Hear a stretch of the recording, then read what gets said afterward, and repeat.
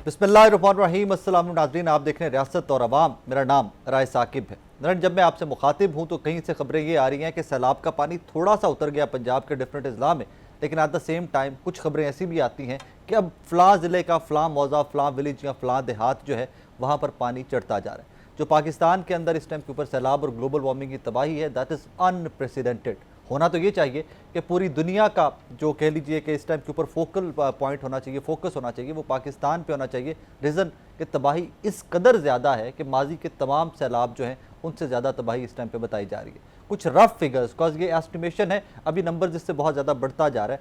1.4 million एकड़्स के करीब जो काबिल काश रकबा था पंजाब का, वो हिट हुआ है।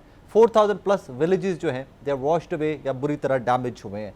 Hundreds of lives lost, billions of dollars lost, billions of dollars. और ये अभी रफ एस्टिमेशन है, अर्ली एस्टिमेशन है। नुकसान का एग्जैक्ट आइडिया हमें चंद हफ्ते या चंद महीने जब पानी उतरेगा उसके बाद आइडिया होगा। और बार बार मैं एक ही चीज़ पे चीखता आ रहा हूँ जब से सैलाब का ये सारा सिलसिला आगाज़ हुआ है कि पाकिस्तान ऐड ग्लोबल वार्मिंग में बहुत कम करता है और विक्टिम हम टॉप 5 में से बनते जा रहे हैं। और अल्लाह कभी ना करे, अल्लाह कभी ना करे, जो हालातों वाक़यात नज़र आ रहे हैं, जिस तरह पूरे शिफ्टिंग है, वेदर पैटर्न की शिफ्ट है, मानसून शिफ्ट हुआ है रिसेंटली, क्या आने वाले दिनों के अंदर भी हम इसी तरह हिट होते रहेंगे और दुनिया खामोशी से देखती रहेगी? प्रॉब्लम यहाँ पर यह है कि भाई या तो हम कुछ ऐड कर रहे होते हैं, हमारी इंडस्ट्रीज इस कदर तगड़ी होती, हम 0.8% की जगह पे 8% भी ग्लोबल वार्मिंग में ऐड कर रहे होते तो फिर शायद दुनिया हमारे साथ ना खड़ी होती।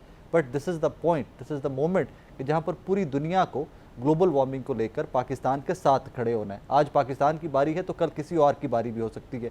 खैर, आज ज़रा रुख करते हैं पंजाब के डिफरेंट सिटीज़ का और देखते हैं कि वहाँ पे आज की सूरत हाल क्या है। रीज़न कि हर गुजरते दिन बदकिस्मती की बात यह है कि सैलाब ज़दगान मेरे बहन भाई उनकी सूरत हाल बिगड़ती जा रही है, पानी का लेवल बढ़ता जा रहा है, तबाही बढ़ती जा रही है। मेरे साथ मुजफ्फरगढ़ से अली रमज़ान साहब हैं, नुमाइंदा पब्लिक न्यूज़ हैं, उनसे ज़रा बात करते हैं। रमज़ान साहब, मुझे बताइए क्या सूरत हाल है इस टाइम के ऊपर मुजफ्फरगढ़ में? जी सर, बिल्कुल मुजफ्फरगढ़ में जो है ना इस वक्त सैलाबी सूरत हाल बहुत गंभीर हो चुकी है। मतलब 3,31,695 का जो रेला है इस वक्त मुजफ्फरगढ़, खानगढ़ और रोहिल्ला वाली के मकाम से गुजर रहा है, जो जिसकी वजह से जो तकरीबन 64 के करीब मौजा जात हैं वो बहुत ज्यादा मुतासर हुए हैं, क्योंकि वो नशेबी इलाके थे। पानी की जो सतह बुलंद होने की वजह से वो सारे वहीं पर फंस गए और तकरीबन सर 56,431 एकड़ जो रकबा है वो ज़ेरे आब है इस वक्त, जिस पर मुख्तलिफ फसलें, कमाद की फसल और जो मुजफ्फरगढ़ का जो आम है उसकी फसल भी अभी बची हुई थी, वो भी बहुत ज्यादा मुतासर हुई है। जिला इंतजामिया की जानिब से भी लोगों को जो है ना फंसे हुए पानी से निकाला जा रहा है और अब तक तकरीबन 71,299 अफराद को जो है ना महफूज मकामात पर जो है ना। अच्छा, जब अली रमज़ान साहब आप कहते हैं महफूज मकाम, तो महफूज मकाम क्या है? कोई खेमा बस्तियां बसाई गई हैं या ऊंचे एरियाज में शिफ्ट किया जा रहा है? उसकी तफसील भी प्लीज बताइएगा। जी बिल्कुल सर, यहाँ पर 22 जो है ना रेस्क्यू के कैंप हैं और 4 जो है ना खेमा बस्तियां बनाई गई और 4 स्कूल हैं जिन्हें जो है ना एक डिग्री कॉलेज है और वहाँ पर भी जो है ना खेमा बस्ती बनाई गई है और तकरीबन वहां से लोगों को जो है ना, कुछ लोग बंदों पर बैठे हुए हैं और कुछ लोगों ने जो है ना रिलीफ कैंप में पहुंच चुके हैं जहां पर उनको सहूलियात मुहैया की जा रही है हुकूमत की जानिब से। सर वज़ीर साहब, ये अभी अली रमज़ान साहब मुजफ्फरगढ़ से मैं बता रहे थे, वहाँ पे तो बहुत बुरे हालात हैं और मुल्तान के रिसेंटली मैं देख रहा था, मेहरबानो साहिबा हो जाएं या कासिम गिलानी साहब हो जाएं, जो हमारे सियासतदान है, वो तो फील्ड के अंदर है। बीइंग अ जर्नलिस्ट आप भी फील्ड के अंदर है, एग्जैक्ट सिचुएशन है क्या मुल्तान की आज की? जी, मुल्तान में आज भी सूरत हाल इंतहाई तशवीशनाक है। ऊंचे दर्जे का सैलाब है, तकरीबन 4.5 लाख क्यूसी का रेला अब भी गुजर रहा है। माजी में 2010 और 2014 में यहाँ पे बड़े सैलाब इस तरह के आए थे और उनकी सूरत हाल ये थी कि वो 2 से 3 दिन के अंदर मुल्तान से गुजर गए थे। लेकिन इस वक्त जो रेला गुजर रहा है इसकी रफ्तार इंतहाई सुस्त है। गुज़िश्ता 5 दिन से एक ही सतह इसकी बरकरार है। 5 दिन से ऊंचे दर्जे का सैलाब है, लोग इस सैलाबी पानी में फंसे हुए हैं और इंतहाई मुश्किलात के शिकार है। दूसरी जानब जलील इंतजामिया की तरफ से ये खुशखबरी सुनाई जाती है कि पानी की सतह कम हो रही है, लेकिन पानी की सतह कम होने का अमल इंतहाई सुस्त रवि का शिकार है। गुज़िश्ता 48 घंटों में आप कह सकते हैं कि तकरीबन 1 फीट पानी कम हुआ है। इस 1 फीट पानी कम होने से आप यूं समझे कि किसी दरिया के अंदर से एक पानी की बाल्टी भर ले, जो उससे क्या कमी होगी। तो पानी की सतह उस तरह बरकरार है, कुछ 6-7 फुट पानी मुख्तलिफ बस्तियों के अंदर मौजूद है, लोगों के घर डूबे हुए हैं। कई मतलब इलाकों लाइफ में लॉसेस अभी तक क्या रिपोर्ट हुए मुल्तान से?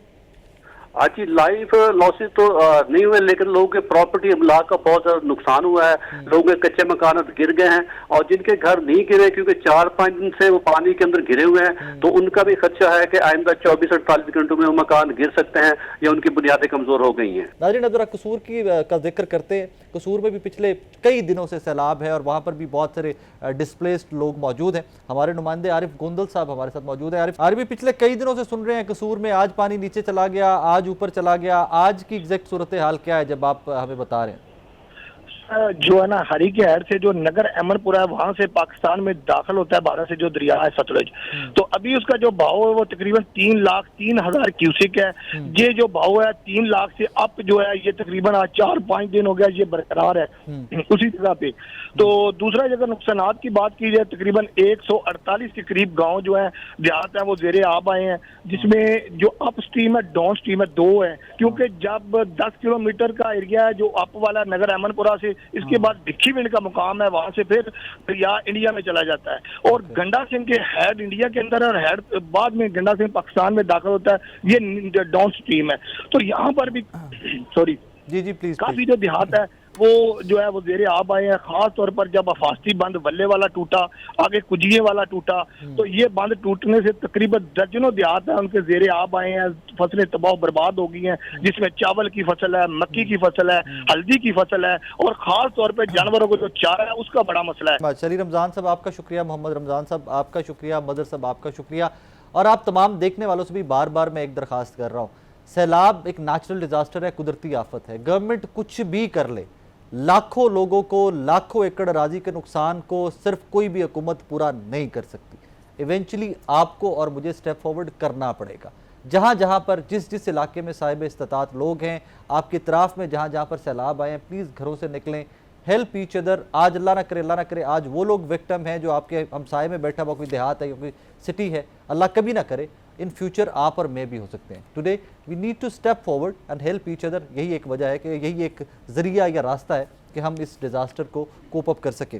अब आगे बढ़ते हैं तो इसी सारी सूरत हाल जो नेचुरल डिज़ास्टर्स, क्लाउड बर्स्ट, बारिशें ज़्यादा, बारिशों की डेंसिटी बढ़ जाना, जंगलात कटना, डैम्स, एक बड़ी आजकल बहस पाकिस्तान के अंदर स्टार्ट हुई है कि जनाब डैम्स नहीं बनाए गए बर वक्त, दैट इज़ द रीज़न कि ये सूरत हाल है पाकिस्तान की। इसके ऊपर बात करने के लिए हमें ज्वाइन किया माहिर माहौलियात हैं मरियम शब्बीर साहिबा और डॉक्टर ज़ैनब नईम, आप दोनों ही एनवायरमेंटलिस्ट हैं, माहिर माहौलियात हैं। आपसे बात करते हैं और जानने की कोशिश करते हैं कि what went wrong and what needs to be done कि इन डेज़ टू कम इस तरह की सूरत हाल को पाकिस्तान आप और में अवॉइड कर सकें।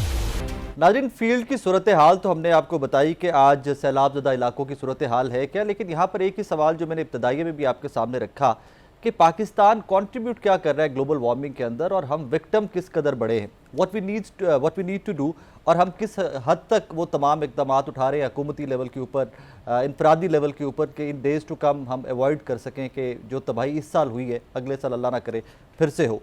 मुझे ज्वाइन किया मरियम शब्बीर साहिबा ने, माहिर माहौलियात हैं, और डॉक्टर ज़ैनब नईम साहिबा ने, आप भी माहिर माहौलियात हैं।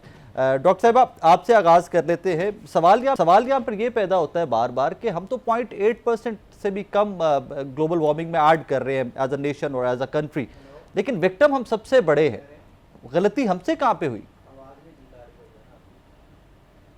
तो ठीक है कि हमारी कॉन्ट्रीब्यूशंस जो हैं वो इतनी नहीं है, लेकिन हम मोस्ट अफेक्टेड हैं, और ये इसलिए है कि जो कॉन्ट्रीब्यूशंस हैं ग्लोबल ग्रीन हाउस जो एमिशंस हैं उनका बैलेंस डिस्टर्ब करने वाली कुछ ही कंट्रीज हैं जो कि आज तरक्की याफ्ता कहलाई जाती हैं, लेकिन उनकी इस एमिशंस के बैलेंस आउट करने की वजह से जो हमारे जैसे ममालिक हैं वो सबसे ज्यादा मुतासर हो रहे हैं बिकॉज ऑफ क्लाइमेट चेंज, क्योंकि एमिशंस जो है वो सिर्फ उनके ममालिक तक महदूद नहीं है, ये पूरे एटमॉस्फेयर को इनगल्फ किए हुए हैं। तो as per inter governmental panel on climate change, उनकी 6ठी असेसमेंट रिपोर्ट में साफ साफ लिखा हुआ है कि साउथ एशिया का खित्ता सबसे ज्यादा मुतासर होगा, क्योंकि उसका जो मानसून पैटर्न है वो अफेक्ट हो जाएगा, वहां पे ज्यादा सैलाब आएंगे और पॉपुलेशन पॉपुलेशन डायनामिक्स और ज्योग्राफी हमारे खित्ते की ऐसी है कि यहाँ पे जो है इफेक्ट्स बहुत ज्यादा देखने को मिलेंगे, क्योंकि इन्वायरमेंट के कॉन्टेक्स्ट में भी हमारा इन्वायरमेंट बहुत डाइवर्स है। अभी हमने देखा इस साल कि मानसून का जो पैटर्न है वो बिल्कुल शिफ्ट कर गया, यानी जल्दी आ गया, और उससे पहले जो समर का जो ट्रेंड था, जो टेम्परेचर था, उसमें ह्यूमिडिटी बहुत ज्यादा थी, यानी नमी का तनासुब इतना था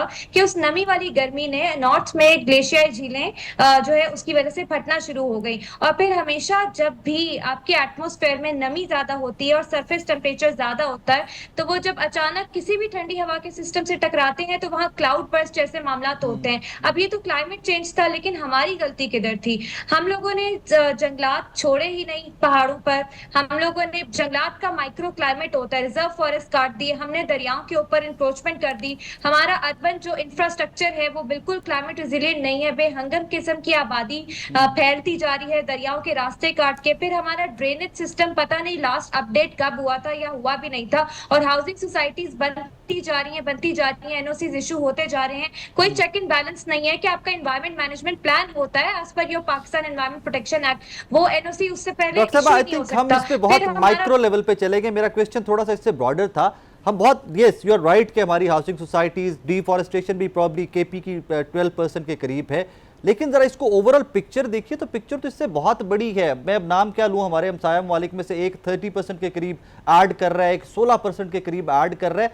सो उनका किया धरा कीमत हम दे रहे हैं। यस वी आर हम उस पाथ पे नहीं है कि जहां पे हम हर चीज को बोले कि हम हर चीज ठीक करते आ रहे हैं, लेकिन फिर भी हमारी तो कसूर इतना बड़ा नहीं है कि हम अपने आप को ही ब्लेम करते जाएं। यहाँ पे isn't it a call for international community? ये narrative, this narrative is not helping. देखें, ठीक है हमारी कॉन्ट्रीब्यूशंस नहीं है, लेकिन जहां पे हम ठीक कर सकते हैं वहां पे हम और गलत करें। डिजास्टर ऑन ग्राउंड हमारी गलतियों से बढ़ रहा है। ठीक है, वो क्लाइमेट जस्टिस का एस्पेक्ट आता है कि हमारे जो नेबरिंग कंट्रीज हैं उनकी वजह से भी ट्रांसबाउंड्री, चाहे स्मॉग ले लें, क्लाइमेट चेंज ले लें, ये सियाचिन के ग्लेशियर्स पिघल रहे हैं क्योंकि उनकी एमिशंस बहुत ज्यादा हैं। ये सब अपनी जगह दुरुस्त है, लेकिन हम लोगों ने अपने घर को ठीक कैसे करना है वो भी बहुत मैटर करता है। जब तक हम अपने मामला ठीक नहीं करेंगे, इंटरनेशनल फोरम्स पे हमारा केस कभी भी स्ट्रॉन्ग नहीं हो सकता क्लाइमेट जस्टिस के लिए। So we have to see every aspect. और पाकिस्तान का इशू ये आ रहा है कि हम फाइनेंस भी डिमांड करते हैं, हमें ये नहीं पता होता कि हमारा डोमेस्टिक फाइनेंस पोटेंशियल कितना है जो क्लाइमेट एक्शन को स्ट्रेंथन कर सके। इसी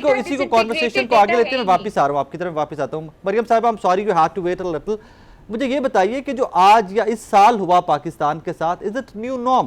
क्या पाकिस्तानी होते मैं हर साल एक्सपेक्ट करूं किसी तरह सैलाब आएंगे, क्लाउड बर्स्ट आएंगे, इसी तरह लाखों एकड़ अराजी, thousands of villages, hundreds of lives will be lost? हर साल क्या मैं यही एक्सपेक्ट करूं अब? देखिए, ये जो क्लाइमेट चेंज की वजह से सारी दुनिया में हो रहा है, इसमें पाकिस्तान इज नो एक्सेप्शन। और मैं तो कहूंगी कि ये आने वाले वक्तों में ये एक न्यू एबनॉर्मल होगा। न्यू नॉर्मल तो तब होगा जब पाकिस्तान अपनी तैयारी रखेगा ऑन ग्राउंड। लेकिन ये देखें कि ये कोई पहली दफा सैलाब पाकिस्तान में नहीं आए। सिर्फ 25 साल का आप डेटा उठा के देखें, 2010 में बहुत बड़ा आपका सैलाब आया, फिर 12, 14, 15, 22। इसके बीच में भी छोटे छोटे मुख्तलिफ सूबों में, मुख्तलिफ इलाकों में आपके सैलाब आते रहे हैं। इस दफा वर्ष आपका इसलिए है क्योंकि आपके सारे कॉम्बिनेशन ऑफ फैक्टर्स में आ गए हैं। आपका इंडिया जो पानी छोड़ रहा है, रिवराइन, उसकी वजह से बढ़ गया है। इसके अलावा आपके जो ग्लेशियर मेल्टिंग बहुत एक्सेलरेटेड रेट से हो रही है, उसकी वजह से बढ़ गया है। फिर बारिशें मामूल से ज्यादा हुई हैं, अर्ली मानसून आ गया और उसके बाद अभी तक उसका स्पेल जारी है, सितंबर आ गया है। तो ये सारे के सारे आपके कंट्रीब्यूट कर रहे हैं कि जो आपके क्लाइमेटिक एक्सट्रीम है। आप देखें कि हमने देखा कि सर्दियों में बारिशें बड़ी कम हुई थी, उसके अलावा सर्दियां सुकड़ते रह गई हैं, गर्मियों का अरसा आपका लंबा हो गया है, हीट वेव्स बहुत बढ़ गई हैं, इंटेंस और प्रोलॉन्ग हो गई हैं। इसी तरह आप ये देखें मानसून पहले आ गया है और जो आपका बहार का मौसम है उसमें यालाबारी हुई, वो बहुत कम अरसा था, वो हमें बहुत कम देखने को मिला। तो इसके अलावा अभी ये सैलाब खत्म होंगे तो हम स्मॉग की बात करें होंगे, शायद उस तरह से स्मॉग देखने को ना मिले क्योंकि काफी ज्यादा अराजी किसानों की जो है वो पानी से बिल्कुल कवर्ड है। तो उनकी फसलें जब हैं ही तो वो जलाएंगे क्या उसको फील्ड तैयार करने के लिए अगली फसलों के लिए। तो आप थ्रू आउट द ईयर जो एयर क्वालिटी है वो भी खराब रहती है आपकी। कुछ आपके इंटरनेशनल फैक्टर्स हैं, कुछ जैसा कि ज़ैनब ने गिनवाए, कुछ आपके लोकल फैक्टर्स हैं तो आपके कंट्रीब्यूट करते हैं आपके गलत पॉलिसीज की वजह से। मैं एक डीपर इशू की तरफ जरा फोकस करना चाहूंगी डोमेस्टिकली कि क्या एग्रीवेट करता है, क्या रूट कॉज है इसकी।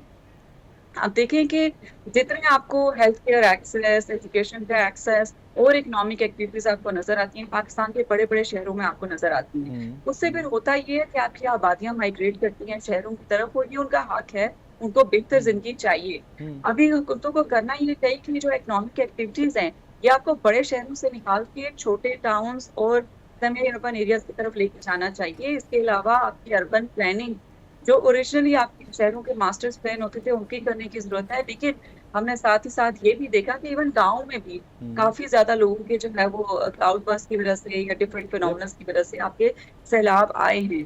तो आई थिंक मूविंग फॉरवर्ड जो सबसे जरूरी इस वक्त चीज है करने की इमीडिएटली सैलाब के बाद, वो ये है कि पाकिस्तान को एक मैपिंग स्टडी करने की जरूरत है, जैसे 2010 के बाद भी कुछ जगहों पे हुई थी और हॉटस्पॉट आइडेंटिफाई किए थे। अब नए हॉटस्पॉट आइडेंटिफाई करने की जरूरत है कि कौन कौन से वल्नरेबल एरिया थे जो सैलाब की जद में आए, और उस हिसाब से आप लोगों को रीलोकेट करें। और उसके लिए हमें डेफिनेटली इंटरनेशनल फंडिंग चाहिए मुख्तलिफ ममालिक से, क्लाइमेट एडेप्टेशन की मद में, इसके अलावा लॉस एंड डैमेज फंड की मद में। लेकिन ये जो कॉन्फ्रेंस ऑफ पार्टीज होती है जो नवंबर में होगी, सिर्फ उसका हमें इंतजार नहीं करना चाहिए क्लाइमेट एडेप्टेशन फंड्स के, बल्कि आपके पाकिस्तान के जितने कॉन्सुलेट्स हैं अब्रॉड हर मुल्क में, क्लाइमेट एक्सपर्ट्स के साथ मिलके आप जो है वो प्लान बनाएं कि किस तरह डोमेस्टिकली लोगों को रिहैबिलिटेट करना है, उनके मेंटल हेल्थ क्राइसिस को किस तरह कैटर करना है, उनकी जो एजुकेशन एक्सेस है, आपके हॉस्पिटल से सब चीजें, आपका इंफ्रास्ट्रक्चर तबाह हुआ और जो नॉन इकोनॉमिक लॉसेस लोग थे वो उनको किस तरह से आपको कैटर करना है, मूविंग फॉरवर्ड आपको क्लाइमेट रेजिलिएंट इंफ्रास्ट्रक्चर किस तरह करना है।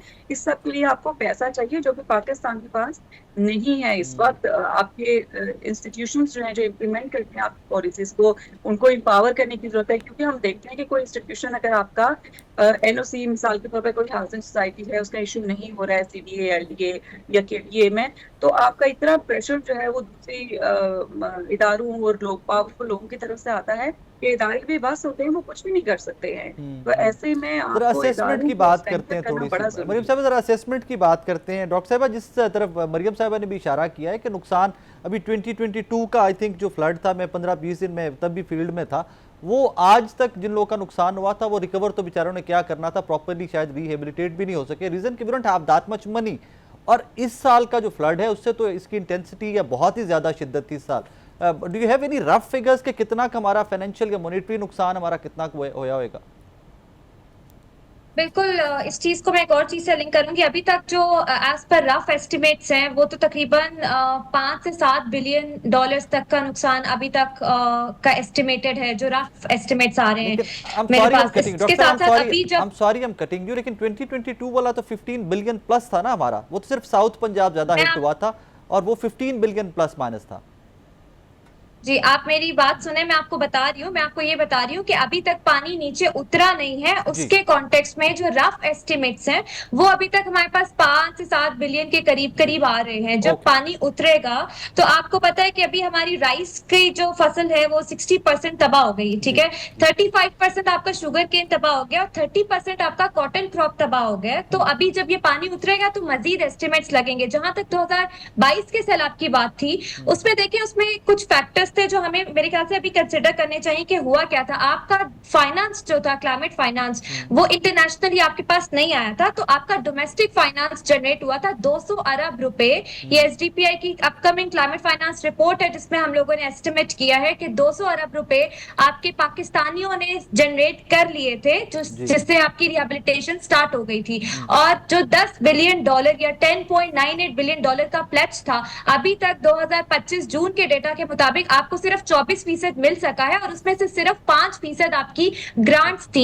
तो इंटरनेशनल फाइनेंस तो आप एक्सपेक्ट फिलहाल नहीं करें, अभी तो वैसे ही राइट विंग गवर्नमेंट्स हैं, so it's not going to come. हाँ, जब आप एस्टिमेट्स लगाएंगे तो इस दफा जो हमारा जितना मॉनसून का ट्रेंड है, एक और डिफरेंस जो मैं आपको बताऊं 2022 और अभी के सैलाब में, 2022 में जब आपको याद होगा बारिशों से पहले ड्राई स्पेल चला था, बड़ा प्रोलॉन्ग हमने मौसम बहार नहीं देखा था, वो एल नीनो की वजह से ड्रिवन था। एल नीनो पैसिफिक ओशन का प्रोसेस होता है जो ड्राई स्पेल भेजता है साउथ एशिया में। लेकिन जब सुपर फ्लड आया 2022 का, तो बारिशें शदीद हुई थी, वो लानीना की वजह से हुई थी, यानी ये समंदर के आबो हवा के दबाव की वजह से। इस साल आपका सारा मॉनसून का trend totally climate change driven है 100%। इस दफा ऐसा कोई प्रोसेस शुरू नहीं हुआ था। हाँ, लेकिन सितंबर से लेकर नवंबर तक लानीना एक्सपेक्टेड है, जिससे ज्यादा बारिशें और 55% प्रोबेबिलिटी हो सकती है। अल्लाह ना करे कि वो स्टार्ट हो, बट इट कैन हैपन। तो आप अंदाजा लगाएं कि आपका जो लॉस एंड डैमेज है वो उसका नंबर जो है वो काफी ऊपर तक जा सकता है इन द लॉन्ग रन। महफूज रखे। मरियम साहब, लास्ट क्वेश्चन टू यू, मुझे ये बताइए कि आज हर ड्राइंग रूम की एक सियासत जो है ना, वहां पे एक चीज डिस्कस हो रही है, पाकिस्तान ने डैम्स नहीं बनाए, that's why we are suffering. Though I do understand कि आपके सब्जेक्ट से थोड़ा सा ये डेविएट कर जाएगा, बट क्या वाकई में अगर छोटे डैम्स बने होते तो हम कुछ इस तबाही को किसी हद तक कंट्रोल कर सकते थे? जी देखिए, जैसा कि ज़ैनब और मैं दोनों ने आपको काफी सारी रूट कॉजेज गिनवाई हैं, तो अगर हम उनको देखें तो वो मेरा नहीं ख्याल कि आप डैम से रुक सकते थे। अभी भी आप देखें कि ये जो पंजाब का खास तौर पर एरिया, जो रिवर एंड फ्लड्स खास तौर पर आपके हैं, उसके तो आपकी लोकेशन इस तरह की जियोलॉजिकली है ही नहीं कि वो डैम के लिए फेवरेबल हो। इसी तरह आप अगर नॉर्दर्न एरिया की तरफ देखें तो वहाँ पे डैम की अगर आप बात करते हैं ग्लेशियर मेल्टिंग है इसकी वजह से, तो आप देखें कि जियोग्राफिकली बहुत ही डिफिकल्ट लोकेशन होती है।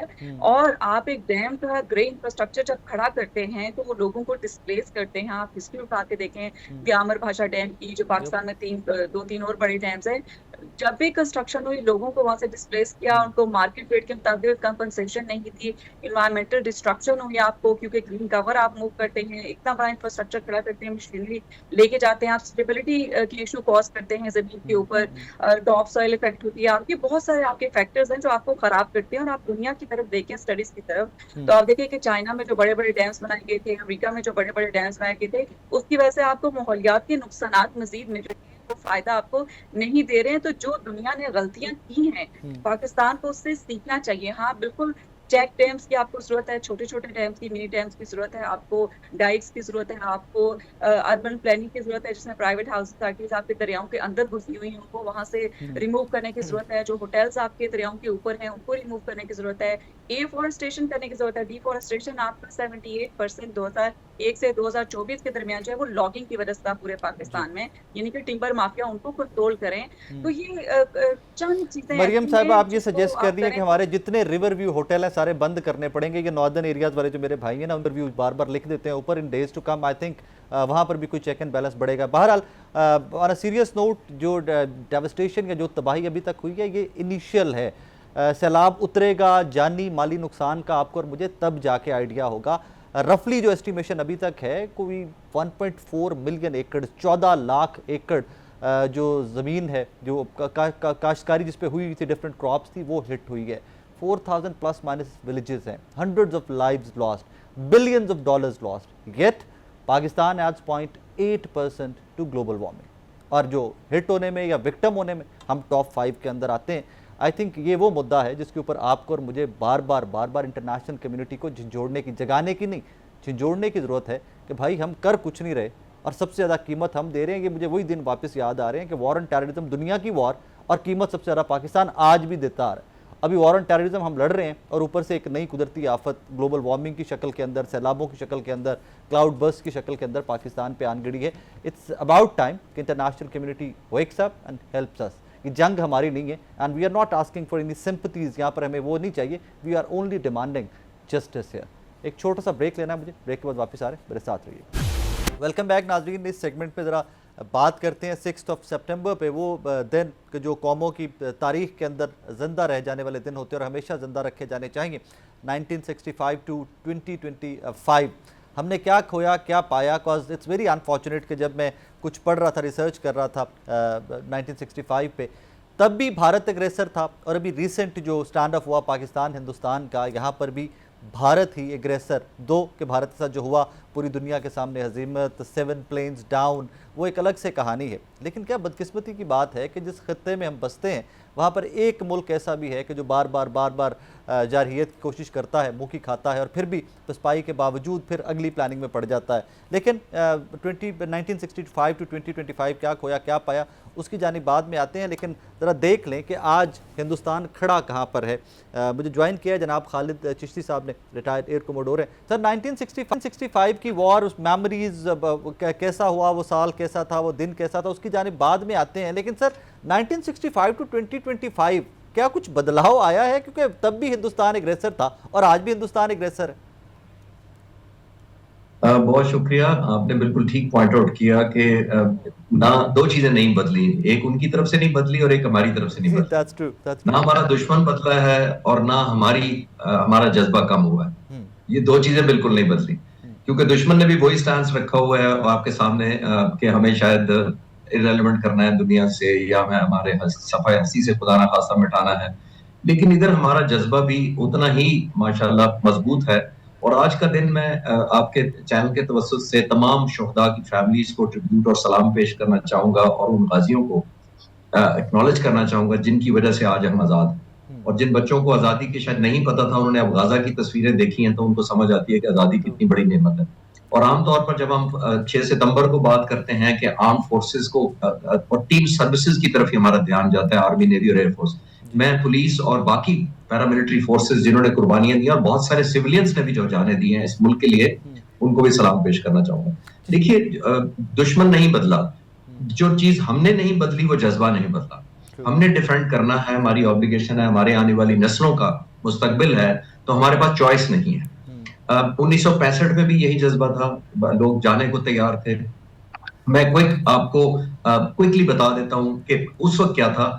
1965 के एयरफोर्स चीफ हमारे एयर मार्शल नूर खान थे जी। और मेरी उनसे जाती मुझे एजाज है कि राय साहब उनसे मुलाकात हुई मेरी। तो उस वक्त एक जर्नलिस्ट इंटरनेशनल आया, जंग खत्म हो चुकी थी, तो उसने एयर मार्शल नूर खान से पूछा कि एयर मार्शल साहब आपको जंग में बड़ी मुश्किल क्या पेश आई? उन्होंने कहा मुझे जंग में बड़ी मुश्किल ये नहीं थी कि मैं अपने पायलट्स को जंग में धकेलूं कैसे, मेरी बड़ी मुश्किल ये थी कि उनको रोकूं कैसे। वाह वाह वाह वाह, ये जज्बा था, ये उस वक्त जज्बा था। और मैं आज भी कंफर्म कर सकता हूं कि इस ऑपरेशंस के बाद मुझे एजाज हुआ एयर हेडक्वार्टर इस्लामाबाद विजिट करने का और ऑपरेशन रूम में जाने का, इन्हीं जो एयर वॉरियर से मिलने का।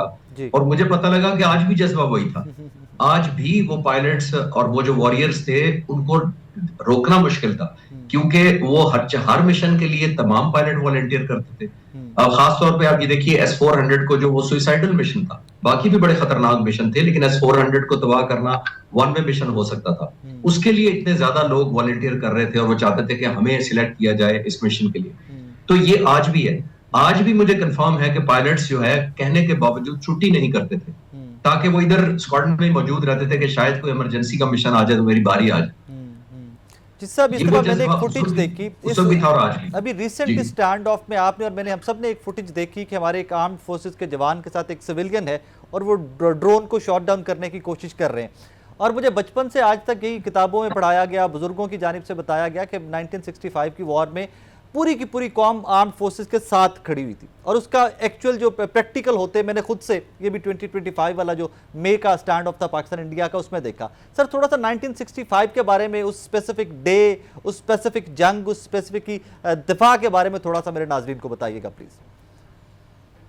उस वक्त भी राय साहब, ये एक BBC का मुझे आज भी याद है, मैंने बाद में पढ़ा था, तो उसने एक लिखा था कि जब यहाँ पे MM आलम लाहौर शहर के ऊपर फाइट कर रहे थे, एक कॉम्बैट यहाँ हुई थी हवा में, और यहाँ डॉग फाइट जिसको कहते हैं, और वो बड़े लो लेवल पर हो रही थी और लाहौरियों के ऊपर, सर के ऊपर हो रही थी और लोग उसके जो पैंतरे थे या गुत्थम गुत्था जहाज हुए थे, तो उस वक्त भी लोग देख रहे थे जमीन से।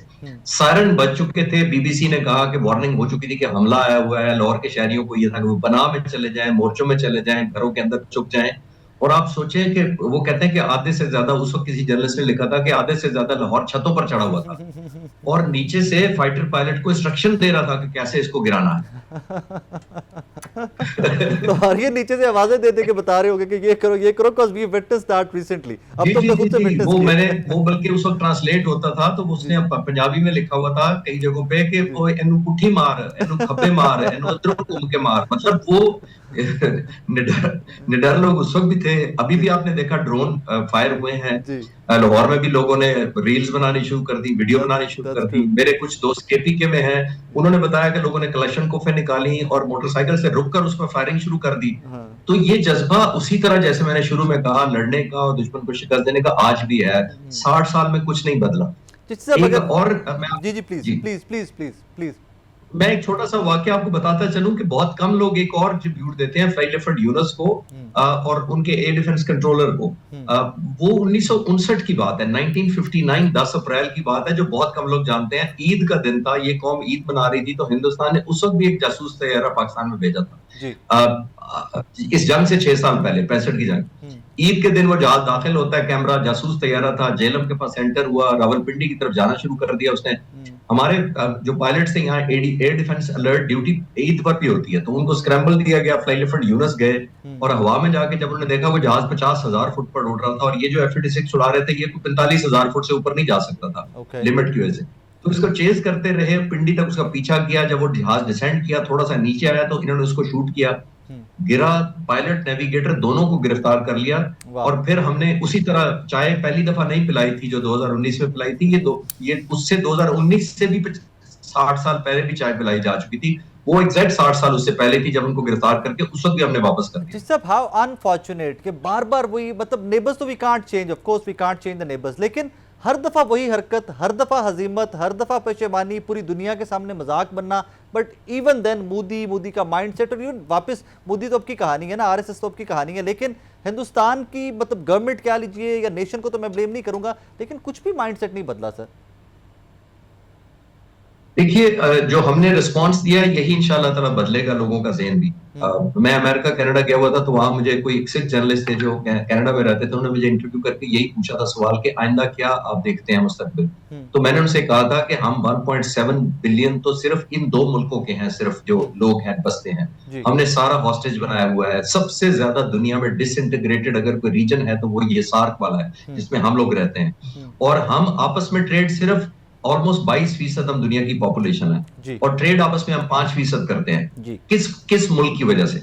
मुल्क हमें पता है कौन सा है। इसी वजह से प्राइम मिनिस्टर इंडिया के इस वक्त अंडर प्रेशर हैं, वो देख रहे हैं कि अब हम क्या करें, वे फॉरवर्ड नहीं उनको समझ आ रहा कि किस तरह करें।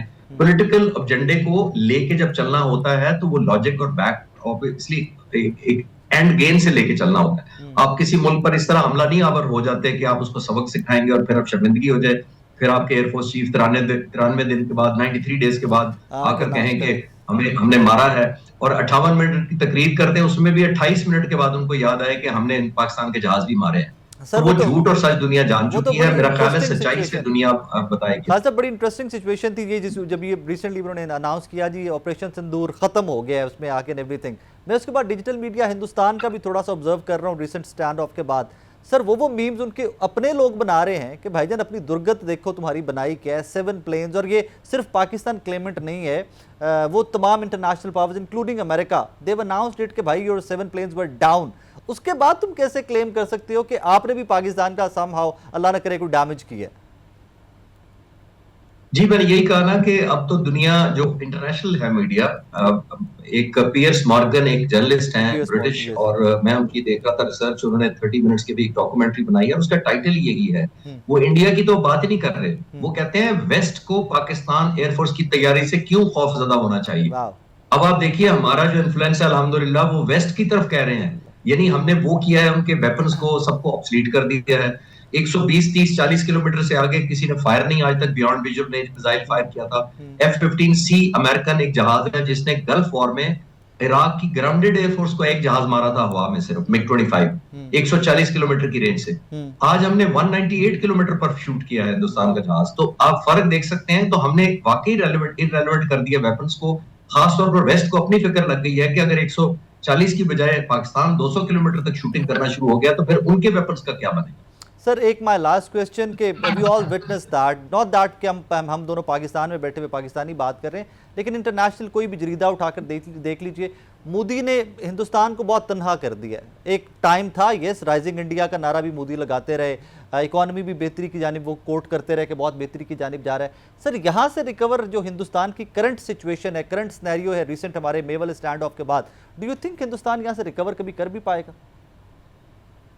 देखिए पॉलिटिकल डैमेज तो वो हो चुका है हिंदुस्तान को, और वो आपने देख ही लिया है कि आपके लोग अब क्वेश्चन करना शुरू हो गए हैं, उनकी ऑपोजिशन क्वेश्चन कर रही है। मेरा नहीं ख्याल पॉलिटिकली रिकवर करेगी लीडरशिप उनका, बिकॉज अगर आप बेसलेस देखिए, लीडर की पहली पहचान ये होती है कि आपकी इंटेग्रिटी क्वेश्चनेबल नहीं होती। जब आपने इतनी बड़ा लॉन्च किया, लोगों को कुछ दिखा भी नहीं सके, आपने टेक होम क्या किया? मिलिट्री ऑब्जेक्टिव तो आपका एक लाइन का यही होना था ना कि पाकिस्तान को सबक सिखाना है, और जो वो सो एलिजिडली कहते हैं कि दहशतगर्दी में मुलविस, हमने ऐसा सबक सिखाएंगे कि याद रखेगा।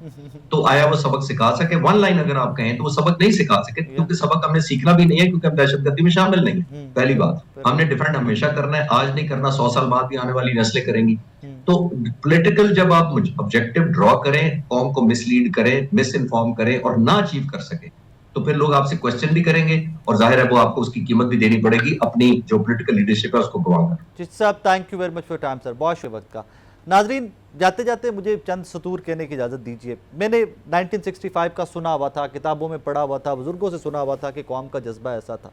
2025 के अंदर मैंने विटनेस किया है, जहाँ से हिंदुस्तान ने अटैक किया, जब तो जहाँ से हमारी आर्म्ड फोर्सेस डिफेंड करनी थी आपको और मुझे, वहाँ पर सिविलियन साथ खड़े हुए as a matter of fact instructions दे रहे थे कि इंजन मुंह करके मिसाइल चलाओ, इंजन मुंह करके मिसाइल चलाओ।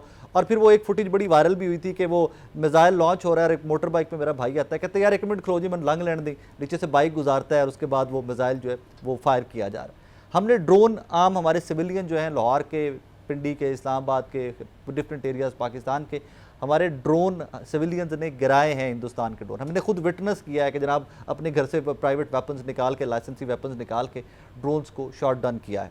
फिर वो एक फुटेज जिसका मैं जिक्र पहले भी किया था खालिद चिश्ती साहब के साथ भी बात करते हुए, कि मेरा एक पाक फौज का जवान और एक सिविलियन इकट्ठे दोनों बंदूकें लेके एक ड्रोन को शॉट डाउन कर रहे हैं। वो पाकिस्तानी कौम की इज्तिमाई सोच की अक्कासी है कि जहाँ कहीं पर भी पाकिस्तान के ऊपर कोई एग्रेसर हमारी तरफ देखेगा तो ये 25 करोड़ की कौम और हमारी 10 लाख, अराउंड 10 लाख की हमारी जो फोर्सेस हैं, हम सब के सब इकट्ठे यूं खड़े होते हैं कि हम भूल जाते हैं कि जनाब इससे आगे है क्या। रीज़न बीइंग मुस्लिम, बीइंग पाकिस्तानी, मेरे तो ईमान का हिस्सा है पाकिस्तान को डिफेंड करना, अपने आप को और आप लोगों को डिफेंड करना। और ये मैं अपनी बात नहीं कर रहा, तो मैं 25 करोड़ पाकिस्तानियों को बात कर रहा हूँ। जाते जाते एक सल्यूट पेश करते हैं उन तमाम शहीदों को, उन तमाम गाजियों को जिनकी वजह से आज मैं स्टूडियो बैठा हुआ आपसे मुखातिब हूँ और आप अपने घरों में टेलीविज़न के सामने बैठे हुए मुझे सुन पा रहे हैं। अपना बहुत सारा ख्याल रखिएगा, दुआ में याद रखिएगा। अल्लाह हाफ़िज़।